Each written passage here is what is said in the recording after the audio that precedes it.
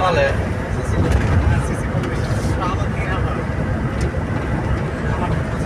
কৃষক সেটা করলো সেটা কে জানে, ওটা তো আর বলা পারছি না। আর না আসলে না আসলে সেটা আলাদা বিষয়। শিডিউল দিচ্ছে তো আপনি দেখেন নি, তাহলে আবার শুনে লাভ আছে। আপনি হারুন ভাইয়ের সঙ্গে কথা বলেছিলেন? আমি অবশ্য যাচ্ছি, কিছুক্ষণের মধ্যে দেখা হবে আমার। 8 মে 2024 খ্রিস্টাব্দ, গাড়ির মধ্যে প্রতিশোধ যাচ্ছি।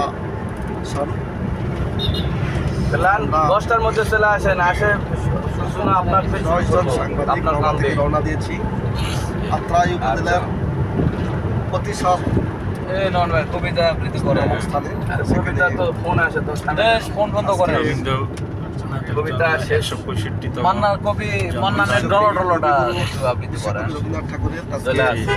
আবার বলে যাওয়ার সময় জন্মদিন উপলক্ষে আয়োজিত অনুষ্ঠানে অংশগ্রহণ করে যাচ্ছি। সবাইকে আজকের এই দিনে মন খারাপ করে দিলেন ভাই। কবিগুরুর জন্মদিনে আপনি আপনার কাছে একটা কবিতা আবৃত্তি শুনতে জন্মদিন আমার আসার সময় চলে আসছি, তার ধন্যবাদ। সময় নেই। গণমাধ্যম কর্মী সকলকে ধন্যবাদ। গণমাধ্যম কর্মী সহ সকলকে ঠিক আছে, এটা কার গাড়ি? এ ওনার গাড়ি মনে হয়। শুভকামনা সবসময়। শুভকামনা সবসময়। লাইভ করে দিয়েছি।